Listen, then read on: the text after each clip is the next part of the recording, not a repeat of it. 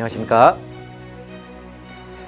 저는 13년째 대구 시민분들의 생명과 재산 보호를 위해 불철주야 힘쓰고 노력하고 있는 소방관 박승호라고 합니다.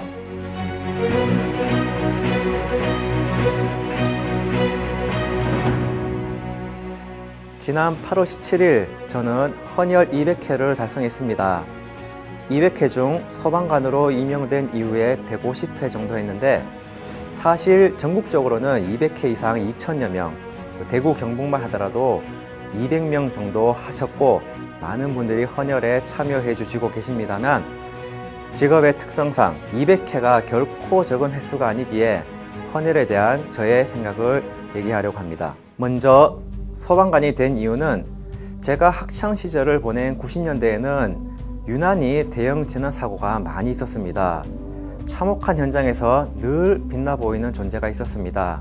그 당시에는 뉴스 화면에 잠깐 비치는 그 영웅들의 모습에 막연하게 멋있다, 존경스럽다, 그리고 나도 저 직업을 한번 가지고 싶다는 생각으로 그 시절을 보냈습니다.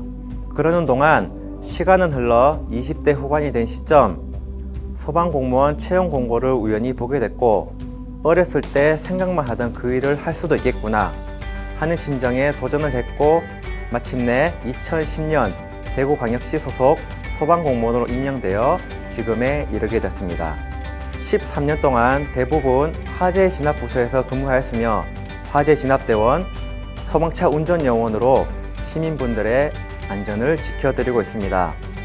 가끔은 사고 현장에서 구급과 구조 활동을 하고 있는데 위급해 보이는 환자를 볼 때마다 앞으로 말씀드릴 헌혈이 얼마나 소중한지를 느끼곤 합니다.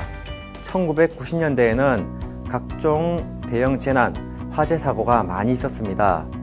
긴급 수혈이 필요하다는 뉴스 자막도 나왔지만 당시 고2였던 저로서는 할 수 있는 게 없었습니다.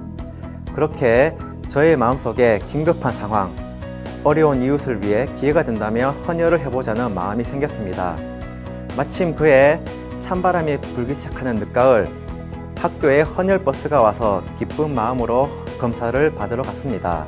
그런데 막상 헌혈하기 전 검사에서 부적합 판정을 받아 헌혈을 못한 친구도 더러 있었고 헌혈을 한 친구들 중에서도 어지럼증을 호소하던 학생도 꽤 있었지만 저는 그 어떤 증상을 느끼기는커녕 오히려 기분이 상쾌하고 개운한 느낌도 있었습니다.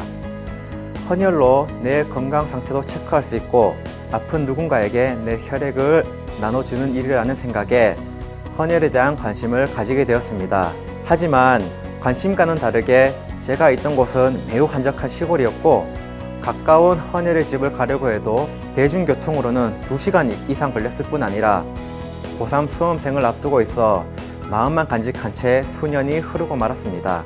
그렇게 시간은 흐르고 대학 졸업할 무렵 저는 헌혈에도 종류가 몇 가지 있다는 것을 알게 되었습니다.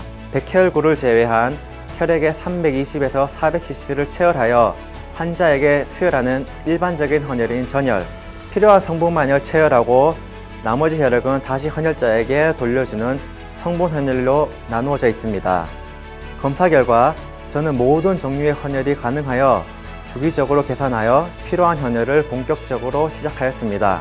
긴급 수혈이 필요하다는 문자나 광고를 보면 한치의 망설임 없이 전혈을 하기도 했고 급한 경우가 아니라면 여러 질병으로 인해 고생하시는 환자분들을 생각하며 특히나 드넓은 꿈을 펼치기도 전에 소아암, 백혈병 등으로 어려움을 겪는 아이들을 생각하면 혈소판 성분 헌혈 같은 1시간 이상 걸리는 헌혈에도 즐거운 마음으로 헌혈을 했는데요.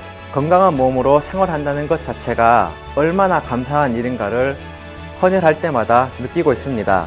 그렇게 많은 헌혈을 하면서 2009년 30회, 2010년 50회, 2016년 100회, 드디어 올해 200회를 달성하면서 나름대로 헌혈에 대한 홍보를 지속적으로 하고 있는데요.